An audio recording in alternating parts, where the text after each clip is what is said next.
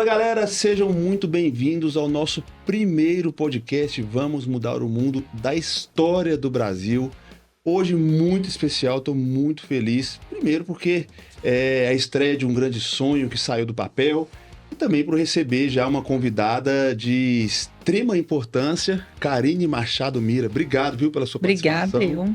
A gente vai falar sobre a história dela, sobre testemunho, vamos falar sobre algumas coisas polêmicas também, então fica ligadinho, vai se inscrevendo nos nossos canais, seguindo nas redes sociais, no YouTube, nas plataformas digitais, sempre, toda segunda-feira, 6 da manhã, nós temos um encontro marcado aqui no Vamos Mudar o Mundo.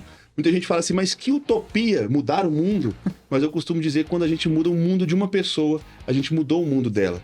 A gente mudou o mundo geral, porque quando a gente muda o pensamento de uma pessoa, a gente acaba alcançando a família, alcançando os filhos, e aos pouquinhos a gente vai transformando um pouquinho essa sociedade que está tão carente de valores, de princípios e de moral. Então a ideia do nosso podcast aqui é trazer histórias, ideias que motivem a sua vida e que também deem um gás aí para você mudar a sua história e você mudar o seu mundo. Existem 2 patrocinadores que nos permitiram estar aqui gravando, exibindo esse conteúdo para vocês. O primeiro que eu quero falar deles é sobre a Total Tintas. A Total Tintas do meu amigo Rafael, eles são especialistas em tinta coral. Então, se você precisa pintar, está reformando ou está construindo, precisa pintar o seu escritório, a sua casa, enfim, não sei que você precisa pintar aí, mas se você precisar de tinta, você pode contar com o Rafael da Total Tintas. E olha só, você pode fazer o pedido, fazer o orçamento, fazer o pedido pelo telefone e ele manda entregar aí na sua obra no mesmo dia e ainda tem mais. Se por acaso você precisa, se você disser que está entrando em contato porque assistiu o programa Vamos Mudar o Mundo, ouviu o podcast, ele vai te dar 10% de desconto. Então, pensou em tintas, pensou em material para pintura, conte com a Total Tintas. E eu também, já que estamos falando sobre obras, já que vamos falar sobre armas, eu quero também indicar a Central Reparos do meu primo Davi, que também é instrutor de tiro. A Central Reparos é uma empresa especializada em obras rápidas. Como assim? Você vai mudar de apartamento, você precisa entregar a chave para a imobiliária, mas as imobiliárias estão cada vez mais exigentes no padrão da entrega, ali na pintura, enfim. E a gente sabe que mexer com obra é um trem que dá dor de cabeça, é um perrengue ter que contratar pintor, eletricista, bombeiro, etc. E o Davi tem uma equipe multidisciplinar. Você contratando a empresa dele, ele vai cuidar de todo o processo, de toda a reforma que for necessária e acompanhar até a entrega das chaves, poupando dinheiro, poupando tempo e economizando dor de cabeça aí para você. Você pode entrar em contato com o Davi da Central Reparos e pode falar que conheceu a empresa através do nosso podcast. Vamos agora então para o nosso assunto, para o que interessa. Quero agradecer mais uma vez, viu, Karine? Obrigada, Pela eu que sua agradeço. presença. Eu sempre começo com uma pergunta assim, que parece um pouco vaga, mas que é importante para a gente conhecer. Quem que é a Karine? Conta pra gente. Então, é difícil a gente a gente poder falar sobre nós mesmos, né? É tão fácil falar sobre alguém. Mas eu acredito que eu seja uma pessoa que teve sentido na vida quando conheceu Jesus, né? Eu acho que isso é o primordial.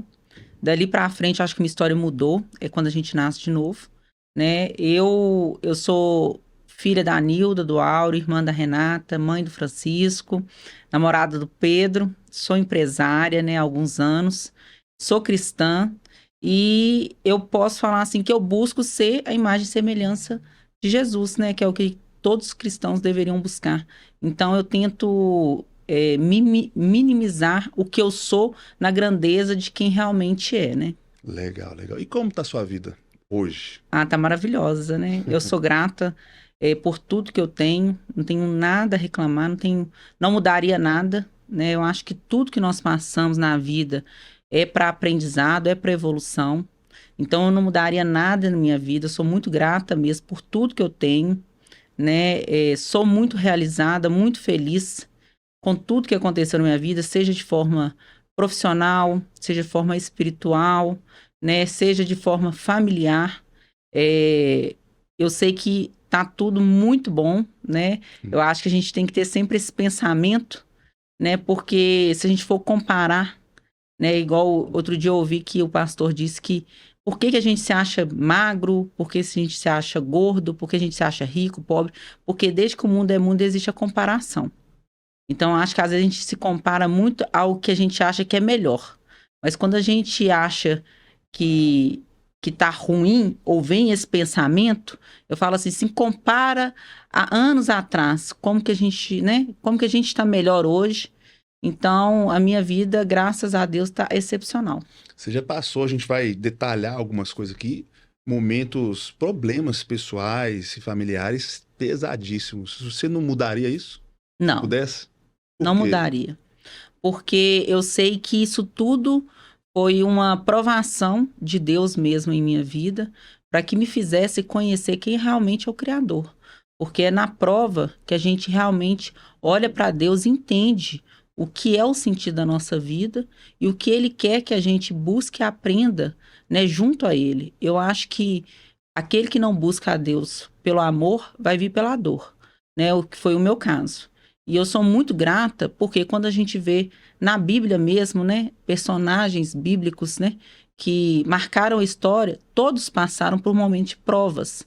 Então eu me sinto, inclusive, lisonjeada, porque Deus veio me provando desde nova, para que hoje eu tenha o discernimento que Ele me deu. Mas e agora, no momento que... Hoje você lembra das provas e agradece. Mas e no momento da prova, o pau quebrando?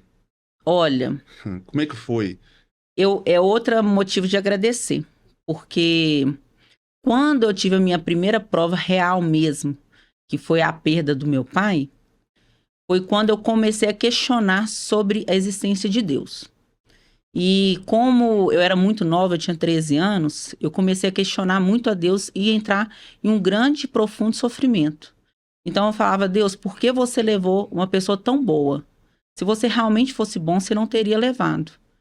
E foi nos questionamentos de Deus que foi quando ele se revelou até mim e me explicou que aquele pai terreno, né, a qual eu tinha esse sentimento de paternidade eterna, estava muito mais distante do pai eterno que realmente é Deus. Então ele se fez presente na minha vida como um pai. Então dali para frente ele transformou a minha vida em milagres, pequenos milagres e grandes milagres. Então eu acredito que foi nesta primeira prova que Deus se apresentou até mim. E eu só consegui passar pelas outras porque eu tinha o Senhor comigo. Então eu vejo que essas provas se tornaram provas e não problemas, né? Porque para as pessoas que não têm Deus junto a elas, problemas são coisas corriqueiras e que existem porque alguém é culpado. Eles não veem sentido naquilo. A prova é para um cristão algo passageiro e é algo que te deixa mais forte. Então, a cada prova, a partir daquela data específica dos 13 anos, eu entendi que aquilo era passageiro e que aquilo serviria para me fortalecer, não para me destruir. Porque o único que teria o poder sobre a minha vida seria Deus. E Ele não permitiria que eu chegasse a um ponto irreversível. Que eu chegasse a um ponto que iria me fazer um mal que não teria cura. Então, ali eu consegui enfrentar essas dificuldades com um olhar espiritual. Isso com 13 anos? Com 13 anos. Você converteu com 13 anos? Com 13 anos eu converti. Você era de uma família cristã? Não. Procurou uma igreja sozinha com 13 anos? Como foi? Com 13 anos eu conheci a Jesus, né? Sozinha. E assim, na verdade, na minha indagação a Deus, o porquê de ter levado meu pai, eu tive um sonho com Jesus. Nesse sonho com Jesus, a gente estava caminhando em pastos verdes e era um Jesus completamente diferente do que eu vi em uma determinada doutrina, que era a católica, que é a que minha família toda, né, frequenta. E aí eu conheci um Jesus que era acessível, né? Um Jesus que pegou na minha mão e falou que ia caminhar comigo pro resto da vida, que não era para eu preocupar, que não era um momento de eu partir, porque eu pedia para ir embora, né? Eu pedia para ficar junto ao meu pai, e que ele dali para frente estaria caminhando comigo, e que eu teria um pai, que era Deus, que era para eu ficar tranquila e que ele estaria junto comigo. Então, eu tive essa experiência e dali para frente eu comecei a buscar entender mais sobre a vida de Cristo, só que isso dentro de casa, sozinho. Aos 17 anos, que eu conheci, que eu falo que foi a minha conversão mesmo, foi quando eu conheci o testemunho do pastor Lázaro, né? Que não está mais entre nós. E quando eu estava indo a São Paulo, numa viagem de carro, que eu comecei a ouvir o testemunho dele, me impactou de uma forma que eu falei, se este homem, né? Se Deus pegou este homem todo destruído, com princípios, né, totalmente distorcido, com valores e tudo, e transformou ele neste pregador. E se ele conseguiu ser salvo, por que que eu não posso? Né? Porque eu não me sentia digna, porque eu não tinha nascido num lar que ensinou a Bíblia. Falava sobre Deus, mas não ensinava sobre os princípios e valores. Então, eu não me sentia merecedora daquilo. É o que, normalmente, a religiosidade impõe às pessoas, né? Você não é merecedor. E Deus não está nisso. Deus está naquilo que ele escolhe a pessoa para os homens mais erradas, né? E transforma. E foi através do testemunho do irmão Lázaro que eu vi que era possível. E aí foi quando me despertou o querer ir à igreja. E aí Deus colocou no meu caminho a Martinha, que foi a minha mãe da fé, que eu falo, que foi uma mulher que eu também perdi, né? Que infelizmente partiu por conta de um câncer. Mas eu falo que, assim, o tempo na Terra de todas essas pessoas foi muito válido e hoje, e como nós cremos na eternidade, nós sabemos que vamos, né, nos reencontrar. Assim eu penso. E quando ela me levou até a igreja, aos 18 anos, eu batizei, né? E aí foi quando Deus me presenteou com alguns dons, sabe? Que eu sou muito grata a Ele. E foi quando me deu despertar mesmo espiritual. E eu venho de lá para cá, tem as experiências, né? Para evolução mesmo, espiritual, né? Que é essas questões das provas, dos desertos, dos milagres, né? Que nós sabemos que todos nós que servimos a Deus, ao Deus único, vamos passar, né? Então vamos só fazer aqui o time da sua história. Com 9 anos, você me disse que você foi para o interior cuidar da sua avó. Estava com Alzheimer. 9 anos cuidando da avó. Isso. Como foi encarar essa responsabilidade tão grande? Na verdade, lá, minha mãe veio do interior, né? A minha mãe veio muito nova do interior, numa cidade de 5 mil habitantes. Qual cidade? Braúnas, que pertence hoje a Guanhães, né? É como se fosse um distrito. E ela sempre me falou da saudade que ela sentia da mãe e a vontade de cuidar. Porque quando ela veio, ela já era, né, órfã de pai. Minha avó tinha, no caso, 10 filhos, mais 5 filhos do primeiro casamento do meu avô. E minha mãe foi a primeira dos 10 filhos da minha avó a vir para a capital. E aí ela foi a responsável por trazer os outros irmãos e dar estudo, e ela não conseguiu mais retornar ao interior. Então, desde pequena, eu sempre ouvi isso, que ela tinha esse sentimento de estar falhando com a minha avó, porque ela veio, ficou na capital e não conseguiu voltar mais.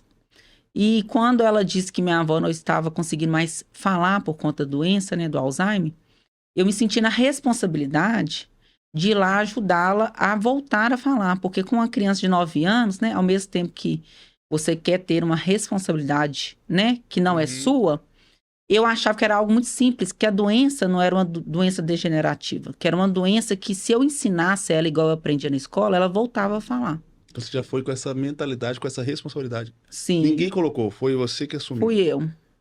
E aí foi quando eu fui pra lá, eu tinha uma tia também que ajudava a cuidar dela, né? Mas foi uma grande experiência porque eu entendi que como nós somos pequenos, né? A gente acha que a gente, né, tem saúde eterna, tem a mente sã eterna. E ali eu via que nós, né, podemos voltar a ser uma criança. Igual ela me chamava, assim, de mãe, sabe? Sério? Com 9 anos ela me chamava de mãe e chorava igual uma criança, né? Então eu falava assim, como que pode, né? Ela foi uma mulher que foi uma fortaleza a vida toda. Criou 15 filhos, né? 5 eram enteados, né? 10 filhos mesmo gerados, sem o marido, como costureira no interior, e chegar no fim da vida e se sentir uma criança, né? Mas você via que era uma mulher que mantinha a fé Então, isso foi uma coisa que me marcou. Você passou lá Desculpa, mas você passou lá dos 9 aos 13 anos. Isso. Você não acha que você perdeu, assim, Não, foi a melhor sua experiência infância da minha vida. com essa responsabilidade? Foi a melhor experiência, porque no interior eu aprendi a dar valor às coisas simples, né? Igual a gente correr atrás de tanajura para fazer farofa. A gente fazia farofa. Enquanto o pessoal comia chips aqui na Você comia capital, bundinha de tanajura. bundinha de tanajura, a gente fazia farofa. E era assim, sensacional. Chips de banana, era porque a gente se virava com o que tinha. Lá a gente ia pra escola de chinelo, de dedo, né? Eu tive uma experiência de ir a primeira vez com várias crianças no shopping center, elas choravam de emoção. Então, assim, eu vi o valor, né, das coisas simples e como eu, né, morando numa capital, tinha isso tudo e às vezes não dava valor, Uhum. sabe? De um tênis para ir para a escola, de ir num shopping final de semana.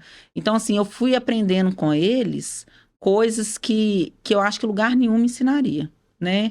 Então, lá eu também aprendi coisas que eu levei pro resto da vida, como trabalhar cedo, igual tinha a parte de cuidar da casa, aprender a cozinhar, comecei a aprender lá com 9 anos. Isso é muito normal no interior, né? Uhum. Você aprender a tirar um leite de vaca, fazer um queijo. Mas chegou nesse nível? Sim, tudo. Meus tios, né, mexem com essa parte lá. Então, assim, era uma coisa... E fora a liberdade, né, que a gente tinha. Igual de montar um cavalo e fazer uma cavalgada, né? Criança ainda, ter essa confiança, né, das pessoas mais velhas. Então, assim, foi uma experiência. Quando eu voltei pra cá, eu voltei sofrendo. Porque eu gostava muito de lá. Uhum. Porque era um lugar que me transmitia muita paz. Porque não tem violência, né? Não tem essa parte que nós vivenciamos, assim, na cidade grande desde pequeno, né? Uhum. De ficar trancado dentro de um apartamento, dentro de uma casa. Então, dos 9 aos 13, você cuidou da sua avó. 13, Aham. seu pai falece. Faleceu. 14, a sua avó. Não é isso? O A quê? sua avó faleceu? Com quase 15. Com 14 quase- para 15. Com 14 para 15, sua mãe, Uhum. sua avó falece. No meio de tudo isso, você encontra com Jesus. Isso. Com 18 anos, você batiza. Aham. E foi mais ou menos com 18 que você foi mãe. Isso, foi Como com é que foi? 18 anos. Precoce também, né? Precoce. Eu comecei a namorar, relacionar com o pai do meu filho, tinha 15 anos. E aos 18 anos engravidei e ganhei meu filho, Francisco. Você já estava na igreja? Eu batizei após o nascimento dele, ele tinha meses de vida. E foi quando eu batizei, por quê? Foi um dos momentos também que eu entendi a grandeza de Deus, porque gerar um filho é algo divino, né? Igual eu vejo hoje muita gente achando normal a questão do aborto, isso me fere de forma, assim, significativa, porque eu poderia ter pensado nisso, nunca pensei. Que eu sempre pensei, gente, uma vida, ela é muito sagrada, né? Deus escolhe as pessoas para gerarem filhos. Quantas pessoas que são casadas e não conseguem gerar filhos, né? Que tem um sonho de ter. E eu falei, mesmo eu não estando casada, por mais que eu me sentia culpada por um momento por conta da religiosidade, eu entendi que meu filho era algo muito sagrado, né? E que eu tinha sido, de alguma forma, escolhida por Deus para gerar, Uhum. né? Eu ia te perguntar justamente isso. Você, de uma família bem do interior, bem Aham. raiz, vamos dizer assim. Já ali num contexto igreja, e de repente você está grávida. Você sofreu um preconceito? É difícil de falar, mas eu vejo que isso mudou, sabe? Mudou muito a questão de família, de ver como que o ser humano tem valor, essas crianças, alguns tios meus que partiram também, vivenciaram, né? Meu filho, vivenciaram com ele esse período. Eles não tiveram netos, porque eles partiram antes, né? Nós tivemos mais perdas lá na família. Então, eu vejo que hoje Deus teve um sentido, né? Na vinda dessas duas crianças, para todos de forma precoce. Eu falo assim, gente, quando a gente vai buscar a idade de Maria, né? Quando ela teve Jesus, isso tudo é muito cultural. Sim. E eu acho que as pessoas começam a ter muito julgamento sobre... É óbvio que a família é uma coisa que tem que ser preservada. O casamento é algo sagrado de Deus. Mas e quando acontece algo dessa forma? Né? O julgamento, igual como Maria foi julgada mesmo, sabe? Uhum. Eu lembro muito de Maria, porque as pessoas julgam muito e o real motivação é o que Deus quer com aquilo. É o olhar divino, né? Sobre as coisas. Eu vejo assim, no momento ali é um momento de extrema turbulência, né? De culpa, da própria sensibilidade que a mulher enfrenta da gravidez, da alteração hormonal e tal, e vem esses julgamentos, a religiosidade. Mas é um negócio que passa, né? Hoje você vê o seu filho lá com 14 anos, 14, né? Que bênção, 14. que maravilha, que alegria, né? Mas tem muitas meninas que de repente estão passando por isso. E muitas mulheres, quando engravidam, pensam que acabou a vida. Que acabou, não vou ser mais nada, eu vou ter que casar com o cara mesmo eu não gostando, e etc. E hoje você tá aí bem, bonita, empresária, tem um filho que é campeão, né? Depois a gente vai falar sobre isso. Olha para sua câmera ali, manda um recado. Porque, assim, é um negócio que eu sei que tem muitas meninas que estão sendo sacrificadas praticamente por causa de talvez um erro. E existe uma saída. Passa, existe, né? Conta aí pra gente, manda esse recado.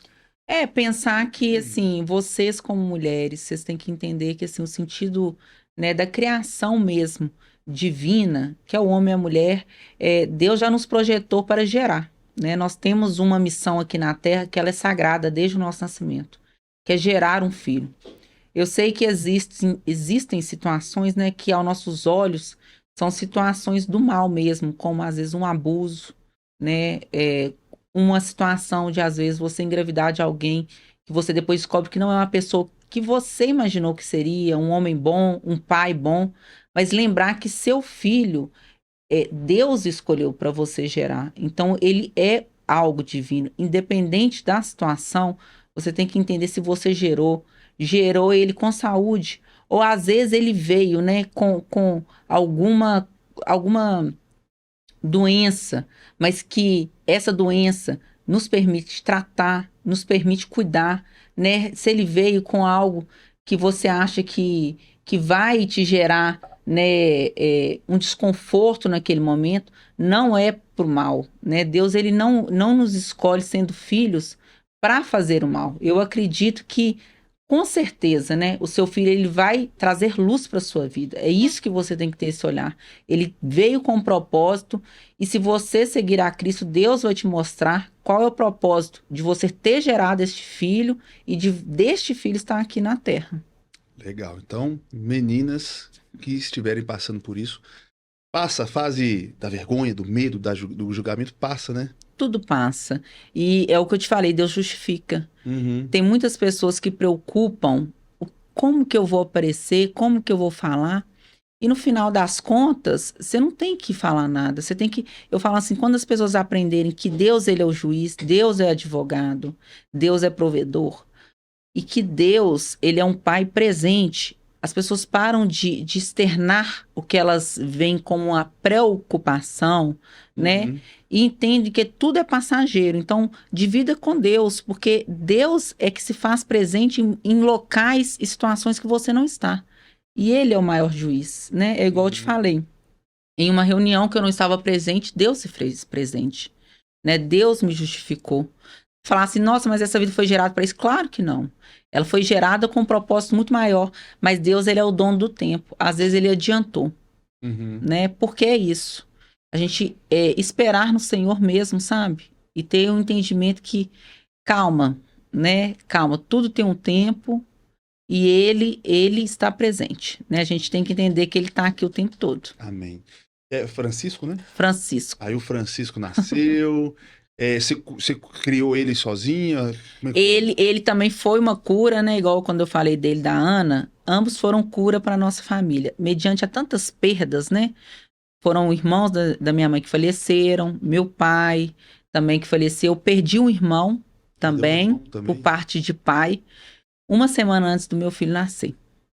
Tiago. Então assim, eu não entro muito, sabe, pastor, nesses detalhes. Por quê? Eu entendo que Deus, ele é o dono da vida. É ele quem dá e tira. Nada acontece, nenhuma palha move neste mundo sem a vontade de Deus, sem a autorização de Deus. Então, assim, quando Tiago faleceu, me causou muita tristeza, e o meu filho foi, literalmente, ele foi cura, ele foi bálsamo para nossas vidas. Ele foi bálsamo para minha mãe, que era uma viúva. Ele foi bálsamo para minha irmã, que, querendo ou não, vivenciou todas essas tragédias junto conosco. Ela ainda não tinha sofrido acidente. Quando ela sofreu, ele foi bálsamo, porque ele com 5 anos ajudou ela muito na reabilitação, dava força. Ela sempre fala que nunca vai esquecer, na hora que ele pequenininho com 5 anos falou com ela: Renata, tia, a senhora vai voltar a andar para jogar bola comigo. Então ele não tinha dúvidas, sabe? Ele foi bálsamo na minha vida pelas perdas que eu tive, né? Que quando eu vi ele, tudo fez sentido na minha vida. Uhum. E é quem me dá força, né? Além de Deus, ele é o sentido mesmo, porque os filhos vêm para isso, né? Algo que eu tô ficando assim maravilhado, impactado com a sua história, quantas perdas e como que você encara isso de uma visão tão serene, né? Do Espírito Santo, né? É por ele. Eu falo que assim, eu não me permito chorar por luto. Eu choro com o sofrimento dos irmãos, né? Igual nessas situações que nós estamos vivendo aí de tragédias. Eu sofro junto como se fosse comigo, mesmo. Eu sinto a dor. Eu choro, né, nas alegrias, mas no luto eu não choro. Por que eu não choro? Porque se nós somos cristãos, nós temos que crer na eternidade, nós temos que crer no que a palavra fala. Que todo aquele que é salvo vai viver a eternidade. E todos nós que tivermos frutos, vamos viver o reino. Então eu creio que, assim, isso aqui é passageiro, né? Eu não tenho dúvidas. Se eu chorar em um luto, porque a imaginar que eu não vou viver ou ver aquela pessoa mais, eu estou botando à prova a palavra de Deus. Uhum. Então eu não posso, né, deixar essa brecha, né? Que essa é a brecha que muitas pessoas dão e que é onde que causam feridas na alma, né? Porque imagina que não vai ver. Eu sei que eu vou ver. Uhum. Eu sei que eu vou ver meus A minha entes. sogra costuma dizer que não é um adeus, é um até logo, né? É um até logo. Não é Né? saudades eternas. Fica a saudade, é claro, a gente sente falta, mas eu acredito que tem algo muito maior que supre. E se nós permitirmos que Deus entre e supra, né, toda falta que faz nessas pessoas de forma física, o espiritual, ele de alguma forma, ele se acalenta, ele entende, não, literalmente, aquieta minha alma, né? Porque a gente tem que entender que é algo muito maior, além do nosso entendimento, Uhum. né? Isso tudo antes dos 20, né? A gente não chegou nos 20 anos ainda. Depois veio uma empresa, você falou o nome da empresa, MyPoke, né? Não é isso? Foi assim, aos 18 anos eu também abri uma empresa, isso tudo de forma profética, né? Uhum. Eu abri meu CNPJ, não tinha nada, entre aspas, né? Gente, é óbvio que nunca faltou nada, até tudo, mas não tinha, né, de onde prover mesmo. Mas abri meu CNPJ de forma profética, já entendendo o que era a profecia, Uhum. e falei: Senhor, eu não aceito ser funcionário, eu quero ser empresário, porque uma vez eu ouvi uma pregação de que aqueles que eram empresários eram escolhidos por Deus para prover em ministérios. E eu queria isso, eu queria prover.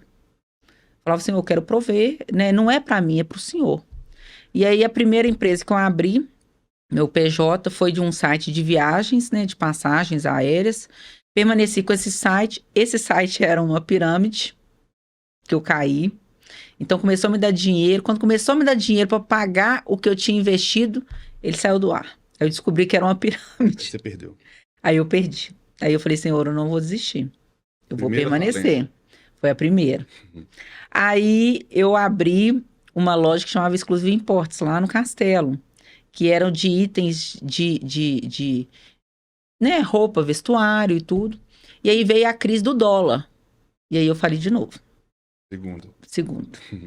Aí o terceiro foi o restaurante MyPoke, que era de comida havaiana, né? Que poucas pessoas conheciam. Hoje muitas pessoas já comeram, né? Porque tem muito japonês. Hoje tem bastante. Foi no Santo Antônio, foi pela fé também que, né, nós fomos montando lá esse restaurante.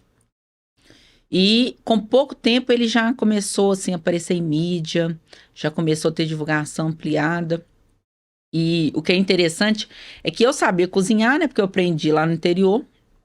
Mas eu me vi, assim, numa situação que sempre faltava funcionário. Quem é dono de restaurante, sabe disso, lanchonete, vai entender o que eu tô falando. Então, assim, Eu coloquei 3 profissionais de peso, que foi um sushi man que já atuava há 20 anos no mercado, um outro rapaz que foi chefe da Alma Chef e uma outra subchefe que foi do Gluton. Então eram pessoas que entendiam o que estavam fazendo. Eu falei, gente, eu vou fechar um contrato com eles de 3 meses e vou fazer um intensivão. Tudo que eu puder aprender com eles, eu vou aprender. Então, assim eu fiz. Desses 3 meses, eu fiquei dentro da cozinha junto com eles. Aprendi tudo que eu podia. E depois dos 3 meses, passados os 3 meses, eu assumi a cozinha. Aí eu fiquei na cozinha e tinha os meus auxiliares. Né? E deu muito certo. No sentido da comida em si, né? As avaliações. Até hoje tem gente que, né, comenta lá no Google. Eu joguei no Google lá. Que tem saudade, né? Por que que fechou? Se não vai voltar. E o que que aconteceu foi assim, foram vários fatos, vários furtos que nós passamos, né, lá. E o último fato, que o rapaz que entrou lá para furtar, que era o usuário, eu cheguei até a porta, quando eu fui entrar, meu funcionário falou, não entra, olha na câmera. Na hora que eu olhei na câmera, ele estava com uma peixeira, né? Se eu tivesse entrado, um pior tinha acontecido, até porque quando o usuário, né, faz uso, ele não tá, né? A gente fala também de forma espiritual, você sabe, Sim. tá muito carregado, então ele tá ali pro mal. E aí foi a hora que eu falei, não dá pra gente ficar aqui nesse ponto, que era no Santo Antônio, Leopoldina, era um restaurante, né, capacidade para 80 clientes sentados, então era um restaurante, assim, muito bem instalado. E foi quando eu decidi ir para Alagoas, dentro de um condomínio, uma loja fechada, e só atuar com delivery. E foi quando eu fui para lá que minha mãe descobriu um tumor cerebral, né, um meningioma. Quando eu cheguei lá, diante disso ainda existiu a crise dos caminhoneiros. Quando veio a crise dos caminhoneiros, não chegava mercadoria, não chegava salmão, não chegava peixe. Então, assim, foi virando uma bola de neve mesmo, porque eu tinha acabado de fazer uma mudança, tive que rescindir contratos, porque eu já não aguentava mais furtos, perdas. Passo para este outro ponto, quando eu vou para este outro ponto, vem a greve dos caminhoneiros e minha mãe enferma. E aí, junto com isso, eu descubro a endometriose. Que aí já me acometeu a endometriose. Um negócio indo piorando por causa da crise e tal. Aí a doença gravíssima da sua mãe e a sua ao mesmo tempo. Isso. E aí? E a minha, né? Minha nada, né? Tá amarrado, não é mais nada. E aí que eu ficava no restaurante, né? De dia e de noite ia pro hospital para cuidar dela, né? E fui entrando num estado muito, muito forte de estresse, né? Até que eu sempre orava muito, né? Ministrava cura sobre ela. Fiquei uns 4 dias com o nariz sangrando sem parar. E até que o médico falou assim comigo, olha, você não tá enxergando, mas você tá muito estressada. Não é normal o nariz ficar sangrando dessa forma. E eu tremia muito, sabe, assim, já sob estresse. E foi um momento que eu entrei dentro de um supermercado e eu tive um ataque de pânico. Então, na hora que eu tive esse ataque de pânico, eu falei, eu tenho que parar. O que eu faço agora? Aí eu liguei pro pai do meu filho, falei, olha, Fábio, o Francisco tem que ficar com você uns dias, porque eu não tô dando conta. Aí pedi ele para ficar com meu filho alguns dias, né? Que eu já estava sob muito estresse. Decidi vender o restaurante, né? Aí eu vendi pro Aloha, tá lá, tá bem, graças a Deus, eles têm várias unidades. Foi quando eu vendi, então eu abri mão de um sonho, já estava perto de virar uma franquia, né? Já estava caminhando para isso. Mas se eu não parasse, além da minha saúde tá péssima, a da minha mãe também não estava boa, ela não tinha sido operada ainda, até então ela já tinha perdido os movimentos, ela não estava conseguindo falar, ela estava internada há dias. E o tumor só crescendo na cabeça dela. E aí foi quando eu comecei a falar com Deus novamente. Falei, Senhor, eu sei que isso é uma prova, mas só me dá força, né, para passar por tudo isso. Nesse mesmo tempo eu tive que sacrificar meu cachorro, porque uma vizinha jogou, né, veneno para ele. Era um pitbull que chamava Naso. Nós tentamos de todas as formas, né? Que ele ficasse bem, mas infelizmente tivemos que fazer a eutanásia nele. Então ainda tive que sacrificar. Então nessa hora eu até entrei assim em colapso, sabe? Eu falei, nossa, é muita coisa acontecendo ao mesmo tempo. Aí quando eu tava... o dia que eu vendi o meu restaurante, eu tava descendo na Rua da Bahia, tem um Banco do Brasil. Aí eu vi um morador de rua, né? E Deus falou assim, ora pra ele. Eu falei, Senhor, mas, né? Ele falou assim, ora. E nessa hora que você sai que é o Espírito Santo, porque você não quer fazer aquilo. Uhum. Mas aí começa a te Tava incomodar precisando de demais. oração, né? Se fosse É. orar. E eu sentei, eu comecei a conversar com ele. Ele me falou que a mãe dele era, né, uma mulher de muita fé, só que ele sentia muita vergonha, porque ele já estava no crack. E eu fui ministrando para ele. Ministrando, chamava Mateus. Eu comecei a ministrar. E eu, diante da situação dele, eu falava, Senhor, minha situação tá muito difícil. Mas esse rapaz, ele não tá bem, né? Ele não tá bem e ele ria o tempo todo. Eu falava, gente, como? Ele tá na rua, ele tá usando crack, mas ele tá feliz do mesmo jeito. E uma coisa que chamou muita atenção, ele falava assim, eu nunca vou te pedir dinheiro, porque você é uma pessoa de Deus. Porque se você me der dinheiro, eu vou usar para droga e eu não quero fazer isso. Então, Deus, de novo, ele usa, né, em meia tempestade. Aí eu passei para ele na época, né, o contato da Rede Solidária, do Banho Solidário, da Rede Solidária, né, que era da Dai Dias, que é uma voluntária, foi quando eu conheci, né, essa rede. E eu falei, olha, eu tô indo porque minha mãe vai operar amanhã. Eu não vou conseguir vir aqui mais. Mas busca ir até eles que você vai ser curado. Porque ele não conseguia mais falar com a mãe, porque a mãe já tinha desistido dele, sabe? Uhum. E aí fui embora. Graças a Deus a minha mãe operou, né? Os médicos falaram que se ela não voltasse até em 2 horas, era decretada, né, a morte cefálica. E aí, pela graça de Deus, depois de 4 horas, a minha mãe voltou. Minha mãe é perfeita, ela não Até tem 2 nada. já era morte encefálica, voltou depois de 4. Depois de 4, ela não tem nada. Nada, Nenhuma nada. sequela. Nenhuma sequela. Nenhuma sequela. Então, assim, já foi né, uma grande vitória. Nesse meio tempo, eu consegui voltar lá. Quando eu voltei, um rapaz que morava na rua, né, começou a me gritar na rua, bonita, bonita, tem que te contar uma coisa. Eu falei, uai, cadê o Matheus? O Matheus foi embora, o Matheus foi internar. E tá tudo bem com ele. Aí eu fiquei muito feliz, sabe? Uhum. Muito feliz mesmo, agradecida a Deus. Eu vi que aquilo foi para eu passar por aquele momento. E ali começou a minha luta contra a minha doença, né? A doença, né? Agora chegou a sua parte. A minha parte, porque sempre que vinha a crise, eu ia para o hospital para tomar morfina, né? Ela é o nível de morfina mesmo, a dor da endometriose. E ela já estava infiltrativa, ela não estava só no colo do útero, ela estava também pegando bexiga e pegando também a parte do intestino. Então, a cada médico que eu procurava, especialista, falava, era a notícia era pior. Tinha que tirar o útero, tinha que tirar os ovários.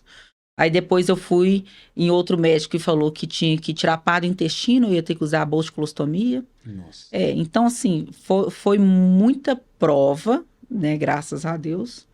Neste meio tempo, eu frequentei a central, né? Fui até a central num culto de cura. E eles falavam, vem até a frente, nós vamos orar para você. Aí ele falava, quando eu terminar a oração, a dor sumiu, vocês podem sair na frente do altar. E aí já tinha orado umas 10 vezes, mas a dor não sumia. Aí, no final, o pastor falou assim, olha, Karine, vai em paz, Deus já te curou. Por mais que você tá sentindo a dor, ele já te curou. E eu saí com aquela palavra. Na hora que eu saí pro lado de fora, eu encontrei um menininho com os olhos verdes, lindo. Ele falou assim, ô tio, me dá uma comida. E nesse dia eu tava com muita dor. Aí o Espírito Santo de novo, vai lá dar comida pra ele. Aí eu desci, fui no supermercado, né, ao lado. Aí fiz a compra pra ele. Ele tava com uma irmãzinha pequenininha em casa e morava ali, né, perto da barragem Santa Lúcia. E aí, na hora que eu saí, eu falei assim, olha, eu não tenho carro pra te levar. Eu comprei umas sacolinhas assim, né, mas tava pesado pra ele. Ele falou, não, os taxistas me conhecem. Entrou nesse táxi e foi embora. E assim, eu tenho pra mim que aquele menino não é um menino, sabe? Eu tenho muito de ser algo divino mesmo. Uhum. O menino, gente, era assim, ele é um dos meninos mais bonitos. Eu nunca vou esquecer a face daquele menino. É mais lindo. E aí eu subi pra porta da igreja de novo, pedi o meu Uber e entrei no Uber. Na hora que eu entrei no Uber, que eu tô indo embora, já chegando ali perto da Pedro II, viaduto, o Uber começou a chorar muito, falou, moço, eu tenho que parar o carro, tenho que parar o carro. Parou o carro. Ele falou, você não vai entender nada. Eu tô chorando, você vai achar que eu sou louco. Mas aí pegou uma Bíblia do lado, na porta, levantou e falou, sabe essa Bíblia? Eu vi que você estava na igreja, eu não frequento igreja não, mas eu já li essa Bíblia 3 vezes e eu conheço a Deus. E eu tive uma visão, uma da cena mais linda. Eu vi que você vai operar, né? Mas quem te opera não vai ser os médicos, vai ser Jesus. E eu ia operar no outro dia. No outro dia. Isso foi num domingo, na segunda eu fui operar. E quando eu fui operado, eu fiz uma laparoscopia exploratória, já com a intenção, né, de remoção, né, porque só precisavam constatar o foco da doença. E eu fiquei mais de 3 horas nessa cirurgia, só descolando, né, os meus órgãos. O colo do útero estava colado, bexiga, trompas. E o médico falou o seguinte, o diagnóstico dele foi, você teve endometriose, só que não existe mais. Uau. Só que a endometriose, para quem sabe, quem é da área sabe, não tem cura, né? Então, assim, foi mais uma cura que Deus me mostrou. E, assim, passado um tempo, né? Eu vendo um culto da Lagoinha, passo mamãe falando que ela ajudava mães de viciados, porque um dia alguém parou para ajudar o filho dela. Aí, quando pensa que não, aparece o Mateus, curado. Passou na televisão? No canal da Rede Super. Curado. Caramba. Então, assim, foram várias experiências, assim, sabe, pastor? É difícil de eu falar tudo, porque nós vamos ficar aqui muito tempo. De parte 2, parte 3. Teve a cura da sua irmã também, né? Teve. A minha irmã sofreu um acidente, né? Ela estava de cinto, voltando de uma viagem, né? De forma imprudente, o motorista estava no telefone, ela estava no banco de trás. O primeiro milagre aconteceu porque quando eles pararam no pedágio, ela estava no banco da frente. Mas o amigo que estava atrás não colocava o cinto. E o banco da frente apitava. E como um mês antes o Cristiano Ronaldo tinha falecido porque estava sem cinto atrás, né? Minha mãe falou com ela, Renata, não deixa ninguém sem cinto no carro.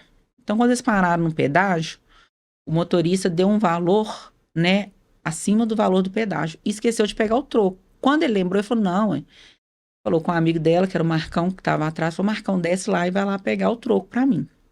Na hora que ele desceu, eu vou pegar o troco, minha irmã pulou pro banco de trás, travou a porta, colocou o cinto, e na hora ele tentou abrir, ela falou, não, você faz favor, agora você vai na frente, porque na frente apita e você não vai andar sem cinto. Ele colocou o cinto, né, passou uns 40 minutos, todos dormindo no carro, menos o motorista, ele enfiou atrás de uma carreta. E nesse acidente, infelizmente, o Marcão faleceu porque veio uma viga, né? Geralmente o motorista do passageiro. Ele faleceu, né? Teve a morte cefálica na hora. Minha irmã estava atrás dele. Ela estava sentada de lado, né? Com cinto.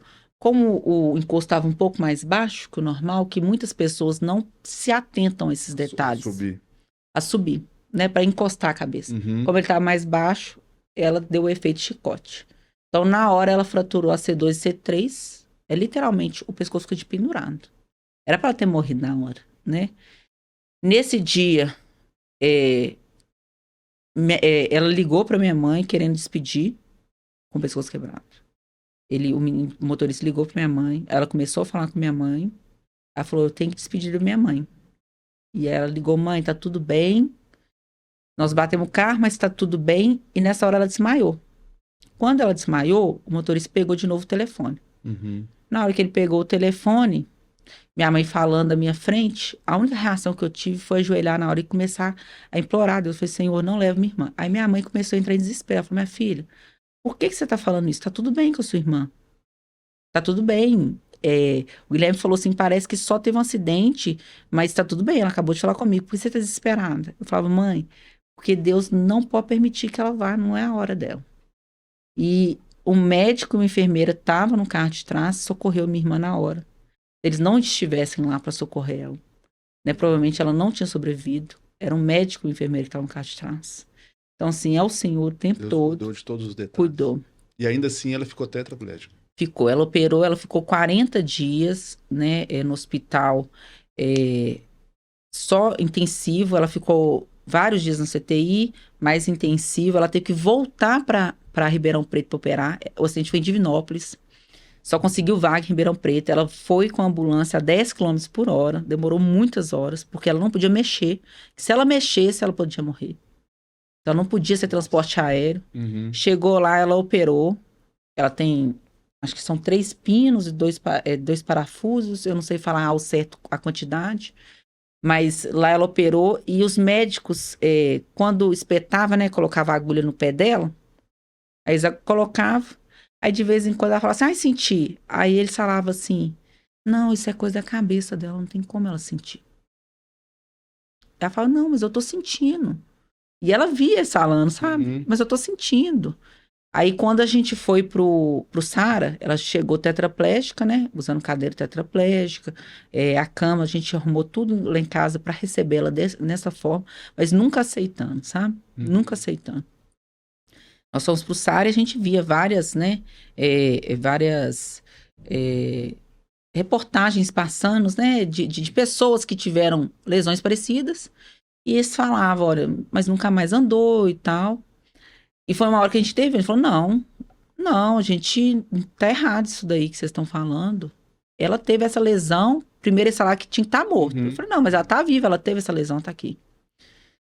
Não, então ficou tetraplégica. E lá no Sara, ela já começou a voltar dos movimentos. Não, ela tá tendo movimento nas mãos e uma perna, ela levantava o pé. Aí falava assim, não, então você não teve essa lesão. Ele falou, não, aqui, ó, teve a lesão. Aí os médicos começaram a duvidar do que eles mesmos entendiam como medicina, como o que realmente era possível. Tanto é que a Laís, que sofreu um acidente, que era atleta, que estava esquiando, Acho que eu sei. ela teve a mesma lesão da minha irmã. Eles falaram, não, mas ela ficou assim com os melhores tratamentos e tudo. Não é questão de fé, não é questão dela. Eu acho que cada um tem a sua experiência, sabe? Experiência da minha irmã, para a honra e glória do Senhor, ela anda, né? Ela dirige, ela faz, né? Ela vai para hidroginástica, vai para pilates, vai para tudo. Normal, vida normal. Normal. Ela não consegue fazer esse movimento, que é dobrar o braço e dobrar a perna, mas nós cremos na cura completa, sabe? Eu acho que Deus não faz nada pela metade. Cada ano, né? Já fazem 8 anos de acidente, ela melhora.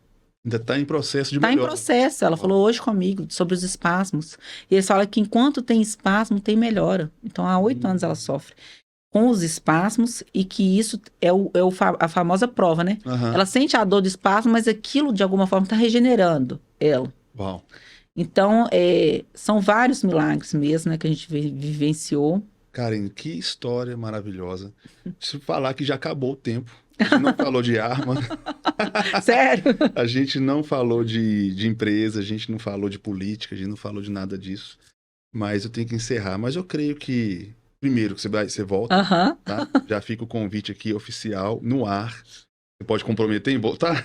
Claro, a gente volta. Pra gente falar um pouco dessa parte. Da profissional, né? Da parte profissional. Mas eu creio que aprove ao Senhor ouvir essas palavras de você. Primeiro, para quem te conhece, ver ali a mulher armamentista, a mulher que toma café sem açúcar, durona e etc. E ver que a sua história, assim, eu nunca imaginava, eu te acompanho já tem bastante tempo, fui bastante edificado. Eu acho que às vezes a gente esbarra o pé no canto da mesa e a gente já murmura, a gente já briga com Deus. E como que a sua história é forte, é pesada, mas ao mesmo tempo você conta de uma forma tão leve. Eu vejo que de fato você tem um chamado, você é uma pessoa diferente. Amém. Né?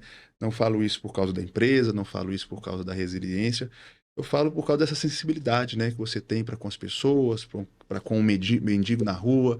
Você atuou lá em Brumadinho, na época do rompimento das barragens, agora está atuando também no Rio Grande do Sul. Iria falar muito sobre isso ainda no programa de hoje, mas a gente tem 50 minutos, o nosso horário já passou.